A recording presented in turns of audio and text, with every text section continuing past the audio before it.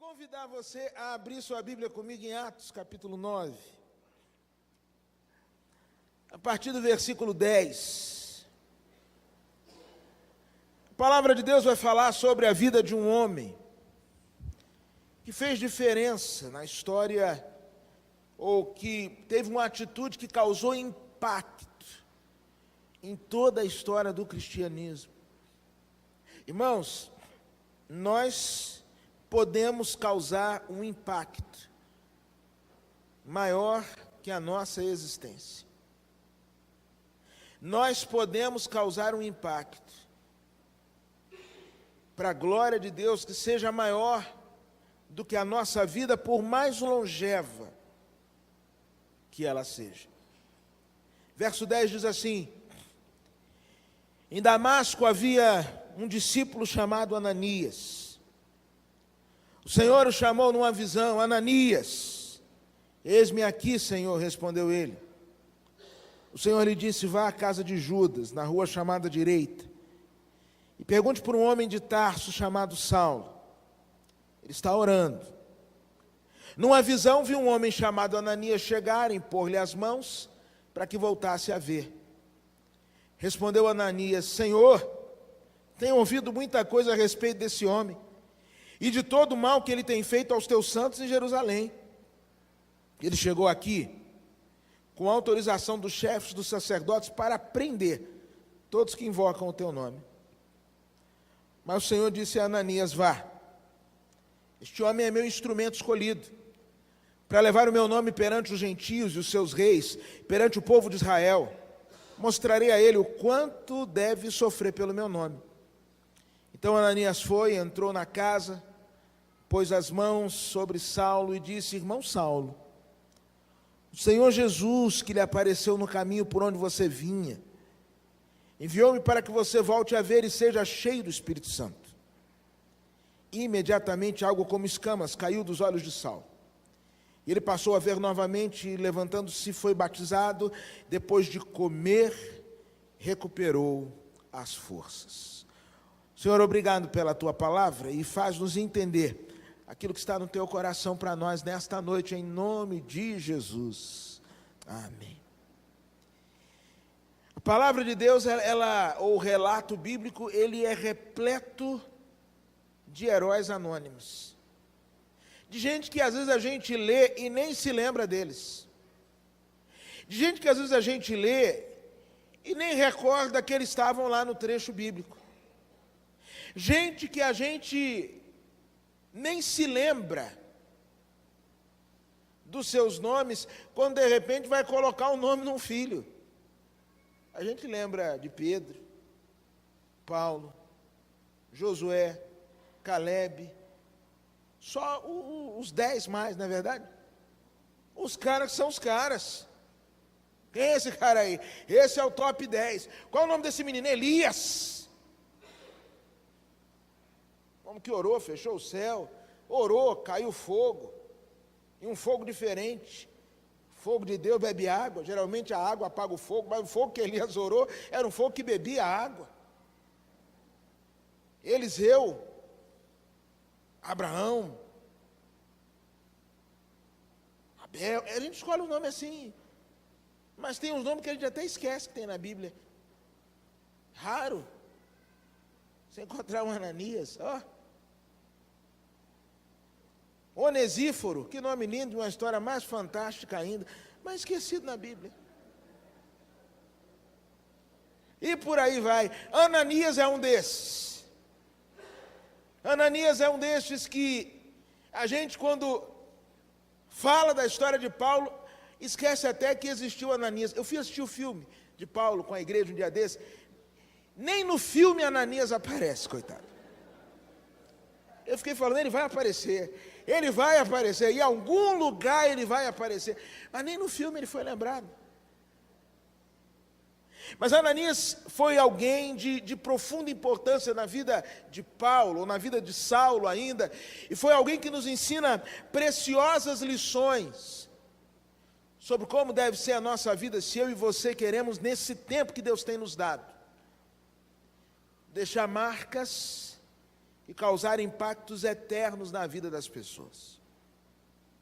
A primeira coisa que me chama a atenção, para que possamos de fato cumprir a nossa missão como igreja do Senhor, como cristãos nesse mundo, é que nós precisamos entender, irmãos, que para sermos usados por Deus nesse tempo, para sermos instrumentos de Deus nesse tempo, precisamos entender que comunhão precede missão.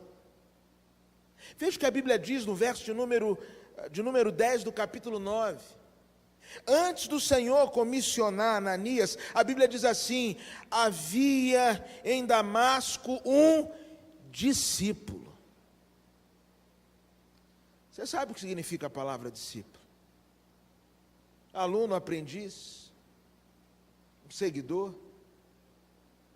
Alguém que tem um mestre que é a sua meta e que a cada dia se esforça para se parecer mais com esse mestre. Ou seja, antes dele se envolver na missão, ele estava vivendo com Deus em comunhão. Ele era discípulo. E talvez um dos grandes erros dos nossos dias resida no fato de nós termos muita gente em missão, mas que não está em comunhão. Muita gente que quer fazer, mas que não separa tempo para ser. O Senhor Jesus, quando chama os seus discípulos lá no Evangelho de Marcos, é fantástica a ordem dos fatores, e a ordem dos fatores altera o produto, porque, neste caso, porque Jesus chama os discípulos e diz assim, ele chamou 12 para estarem com ele e pregarem o Evangelho. Observe a ordem dos fatores: primeiro estar com o Senhor, depois pregar o Evangelho. Tem muita gente disposta a pregar, a fazer, mas indisposta a ser e estar. Às vezes chega a gente lá na igreja, que eu acho muito interessante, que fala comigo assim: pastor, eu vim da igreja tal, e vim para cá, estou gostando da igreja, olha, a igreja aqui é uma bênção, e o senhor também, quando fala, o senhor também é uma bênção, eu fico numa alegria, irmãos, fico numa alegria. Às vezes a gente leva tanta pedrada, vê uma pessoa fala assim: o senhor também é uma bênção, eu falo: eu sei, fala mais. E eu gostei, me apaixonei por essa igreja. E aí a pessoa começa a contar tudo o que já fez. E fala assim: pastor, me põe para fazer alguma coisa. Me põe para fazer alguma coisa que eu não sei ficar parado. E aí tem gente que não conhece a Bíblia e ainda fala, porque como diz aquele versículo, né, pastor? Quem não trabalha dá... Heresias 37, 25. Grande profeta, profeta Heresias. Tem tantos versículos dele que estão aí na boca do povo. Deus ajuda quem se ajuda, aos 1000 chegarás, de 2000 não passarás. Tudo está lá no livro, na profecia de Heresias. E é engraçado que as pessoas querem fazer, e eu acho isso interessante. Eu não desprezo isso. Eu não desprezo a pessoa que chega com desejo de servir, de colocar os dons a serviço do Senhor. Mas às vezes, irmãos, isso pode trazer por trás dessa fala um equívoco muito grande, a ideia de que Deus nos quer, antes de tudo, fazendo. Que Deus nos quer, antes de tudo, realizando. E nos esquecemos, irmãos, que Deus nos chamou não para realização, mas Deus nos chamou para relacionamento. Não foi essa a crítica que o Senhor faz à igreja em Éfeso, quando o Senhor olha para a igreja e diz assim: eu conheço as tuas obras. E a palavra obra ali significa quase que esforço físico. Eles não só vestiam a camisa, mas eles suavam a camisa. Gente que fazia acontecer. Mas eu tenho um negócio contra vocês: vocês abandonaram o primeiro amor. Estão fazendo, mas nem sabem mais o que estão fazendo. Estão fazendo porque botaram na cabeça que se você não fizer, ninguém mais faz. Não tem gente que tem esse senso de essencialidade dentro da igreja. Se eu não fizer, pastor, não acontece. Se eu não estiver lá, eu acho que pode estar o Espírito Santo topado na igreja, mas se eu não estiver... Tem gente que tem essa capacidade, se acha essencial. Isso é importante, mas não é essencial. Um dia, uma pessoa lá me procurou, uma pessoa essencial, e falou comigo, que se achava essencial, falou assim: pastor, eu estou indo embora, eu não sei nem como é que o senhor vai ficar. Eu falei: ó, eu te amo, mas eu vivo de boa sem você.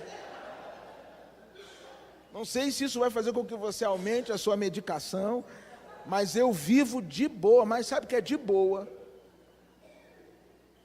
Sem você. Vá com Deus. Deus abençoe o senhor. O senhor está esperando o quê? Bem, quer uma cartinha? O Senhor te abençoe e te guarde. Vai na paz. Irmãos, nós precisamos entender que relacionamento com Deus precede ação. E nós precisamos de uma igreja que faça. Mas antes de fazer, de uma igreja que seja. Gente que não despreze as disciplinas espirituais.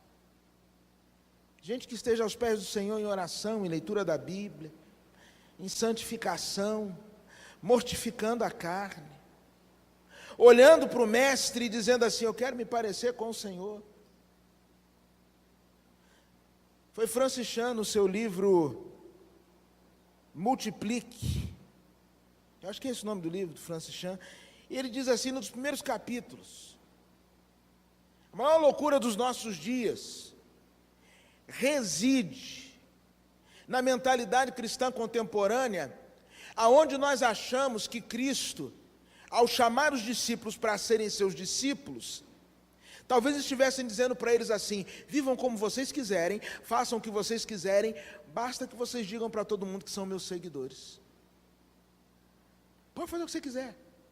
Não precisa de comunhão comigo, não precisa orar, não precisa ter um compromisso ético diferenciado, não precisa conhecer a palavra, só dizer para todo mundo: você é meu discípulo e tá bom. Não foi essa a ideia na mente do Cristo. Ananias era um discípulo. Comunhão precede missão. Segunda coisa que esse texto me ensina é que eu e você fomos chamados para servir ao Senhor e tocar as pessoas, não a partir do passado das pessoas, mas a partir do que Cristo pode fazer no presente, construindo um futuro glorioso na vida delas. O Senhor vira para Ananias e fala assim: vá lá visitar, orar por Saulo.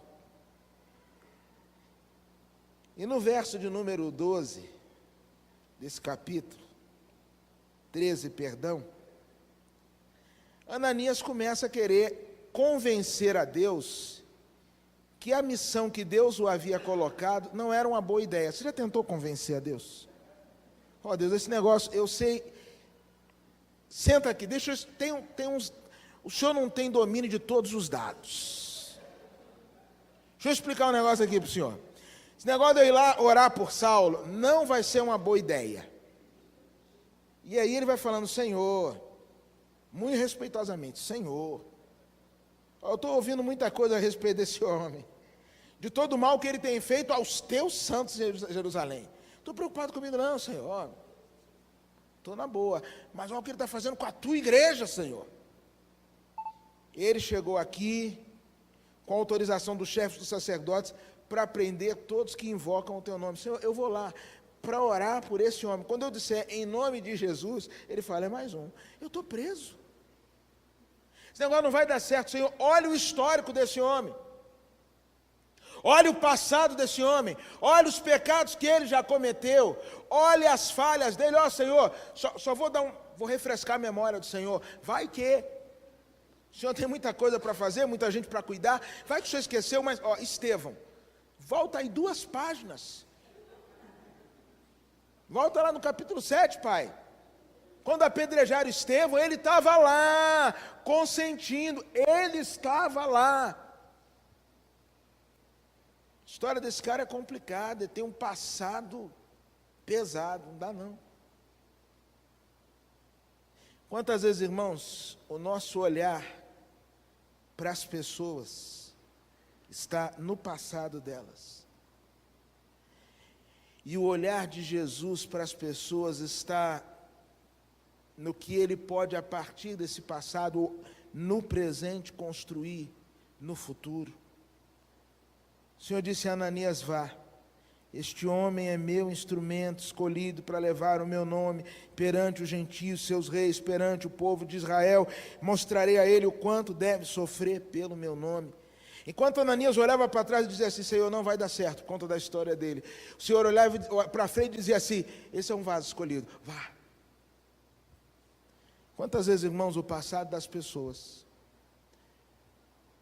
tem feito com que nós não acreditemos que Deus possa construir um futuro glorioso na vida delas. A propósito, eu li uma frase, eu estava no seminário, uns 20 e poucos anos atrás, que dizia assim: não existe um santo sem passado, nem um pecador sem futuro.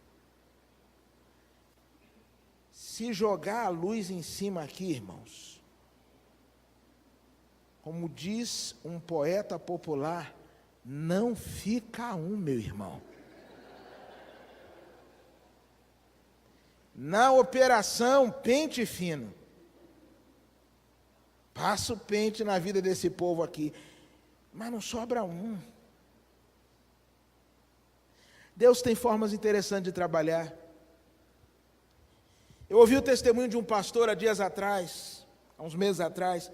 Ele pastoreia numa cidade do interior do Nordeste. Camarada muito animado, e ele chegou naquela cidade, Deus o levou para plantar uma igreja. E ele, orando ao Senhor, disse assim: Senhor, me dê as pessoas mais influentes dessa cidade. Eu quero ganhar as pessoas mais influentes dessa cidade para a glória do nome do Senhor. Quando a gente fala nas pessoas mais influentes da cidade, na minha lista eu pediria: Senhor, eu quero ganhar o prefeito dessa cidade para Jesus. Eu quero ganhar o chefe do Poder Judiciário, o chefe dos 3 poderes, né? Do Executivo, do Legislativo, do Judiciário dessa cidade. Senhor, eu quero ganhar os empresários aqui, eu quero ganhar o médico mais influente dessa cidade. Ele orou por uns 6 meses pedindo isso. Ninguém se convertia naquela igreja. 6 meses depois, se converteram 2 pessoas. O travesti mais famoso da cidade e a prostituta mais conhecida da cidade. Ele falou assim: não, Satanás está de brincadeira comigo. Eu pedi o pessoal da influência, não é a escória da sociedade. Porque vamos combinar aqui, irmãos. A gente gosta, quando chega na igreja, eu não sei você, mas eu gosto. Aquele pessoal que quase não dá manutenção. Tem gente que não dá manutenção. A família é toda ajeitada. É aquela família que parece que saiu de um filme, de um comercial de margarina. O esposo é um lorde. A mulher de classe, sociedade, fala tranquila. As crianças, o menino tem até nome de ator norte-americano, Richard. A mãe só fala assim: Richard. Aí o menino: sim, mamãe, sente aqui. A gente faz um almoço como esse aqui. Os meninos estão comendo feijoada, feliz da vida, né? Aquelas crianças: não gosta de feijoada. Se for o menino come brócolis. Vem um dia a família aqui, marca com o pastor e fala assim: pastor, a gente quer conversar com o senhor. E o que foi? Não, a gente só veio aqui, nossa família só veio para orar pelo Senhor. A gente fala assim: rapaz, tem um negócio aí. A gente gosta disso, irmãos. Gente que chega para não dar manutenção. O cara já chega, família de oração, evangelizam, chamam os convidados, abre a porta para fazer um PG, são dizimistas, ofertantes, tem chamado missionário. A gente fala assim: rapaz, Senhor, da onde o Senhor arrumou essa? Arruma mais umas 10 famílias dessas aí. A gente gosta de gente que não dá manutenção. Só que Deus, às vezes, e Deus tem senso de humor, manda justamente o contrário. Irmão, esse rapaz que eu socorri lá na ponte, você não imagina a dor de cabeça que é. Bronca. Tem dia que ele me liga 15 vezes por dia. Pastor.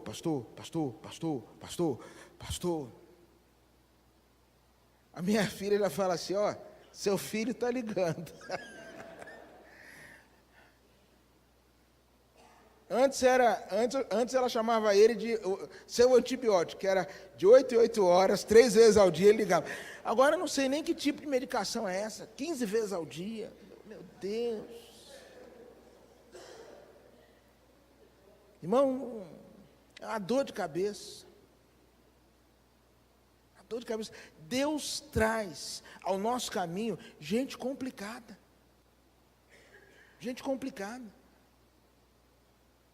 Quero dizer aos irmãos que se esta igreja vai avançar, vai crescer, vai anunciar a graça de Deus, eu quero dizer aos irmãos com muita tranquilidade que por essas portas hão de entrar aqui, não pessoas simplesmente bem resolvidas, gente que já está, sabe, que não vai dar manutenção, que vai dar só alegria, irmãos, não. Deus vai mandar para esse lugar aqui gente complicada, irmãos. Ninguém nem fala amém na hora dessa, né?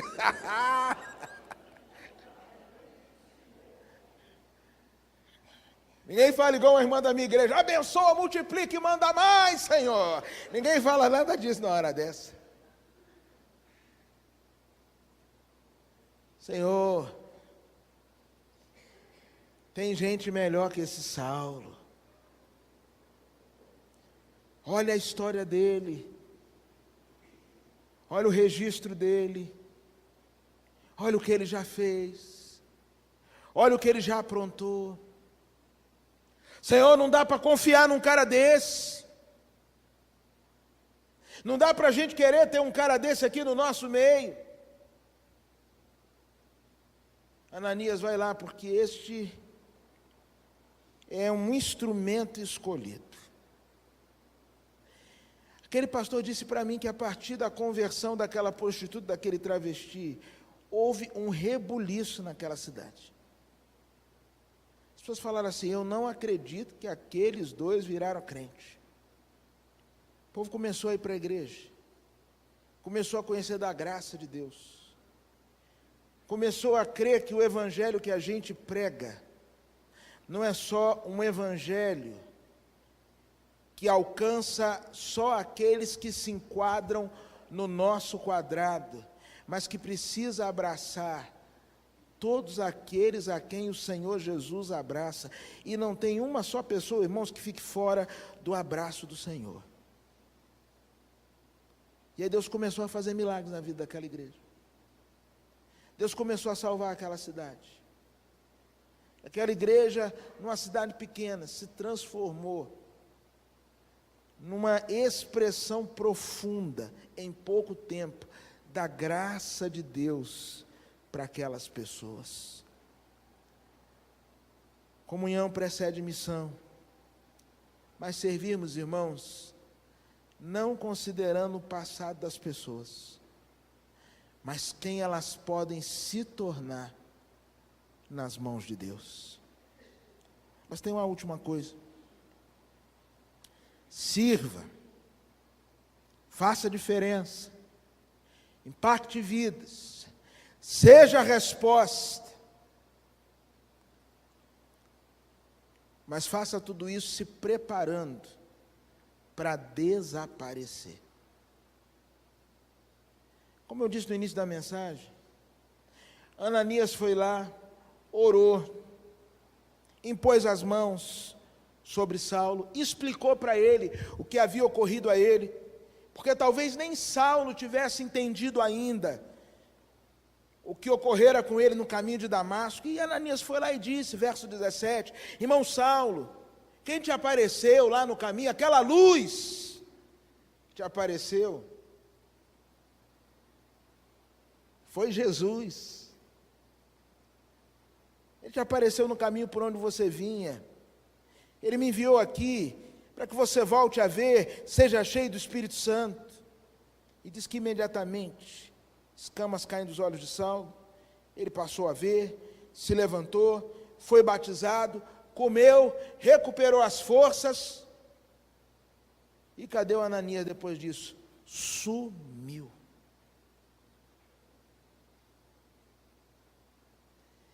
Irmãos, você sabe qual é o nosso maior adversário? É a tal da vaidade. Você sabe por que a gente ora pouco? Por soberba. A gente ora pouco por soberba. Segundo Crônicas 7,14 diz assim, se o meu povo, que se chama pelo meu nome, se humilhar e... A humilhação precede a oração. Só ora quem é humilde. Só ora quem sabe que é fraco, que é limitado, que sabe das suas fragilidades e aí busca o Senhor. Quer saber se há humildade no seu coração? Um bom indicador é a sua vida de oração. Eu não oro, não tenho tempo para orar, não, isso não tem nada a ver com tempo. Não tem nada a ver com tempo. Tem a ver com o seu coração. Você é o cara, você não precisa de oração. Você resolve, Você é bom. Você é melhor que Jesus, porque Jesus, enquanto o homem não abriu mão, sendo Deus, enquanto o homem não abriu mão da oração, mas você não precisa. Você resolve.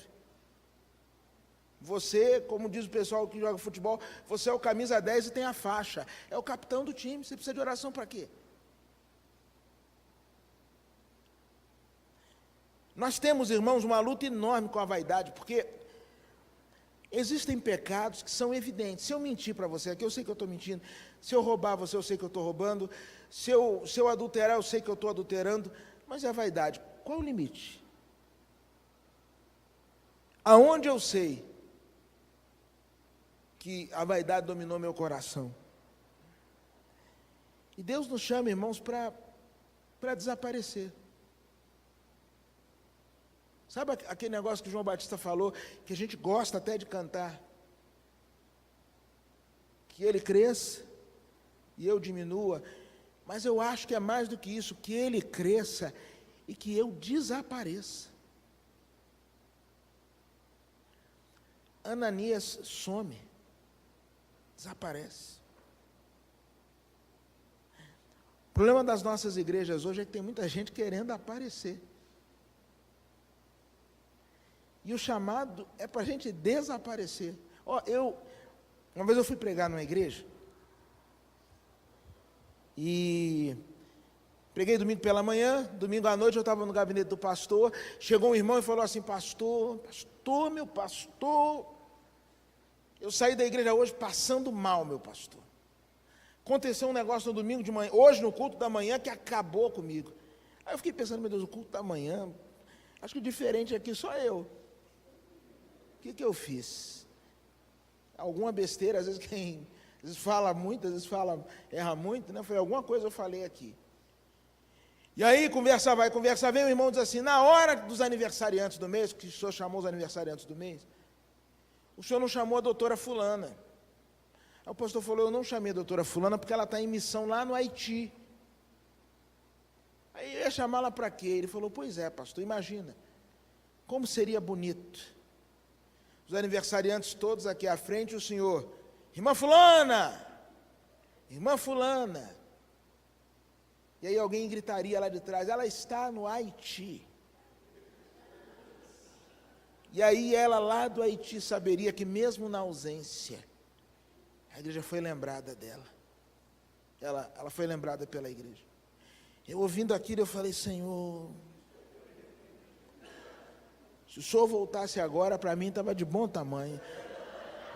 Mas depois eu falei, é melhor ouvir isso que ser surdo. Gente que quer ser o protagonista. Você já viu? Eu não sei como é aqui. Eu não sei e nem quero saber. Mas lá na minha igreja, eu falo isso para o povo, e eu falo. Mas o povo parece que esquece. Reunião de igreja. Tem pessoas que sempre querem dar a última palavra, já percebeu? O camarada fica quieto, a gente já decidiu. Então tá, irmãos, vai ser algodão. Algodão, algodão, algodão, algodão, e o cara está lá quieto. Aí fala assim, pastor, queria só fazer uma colocação.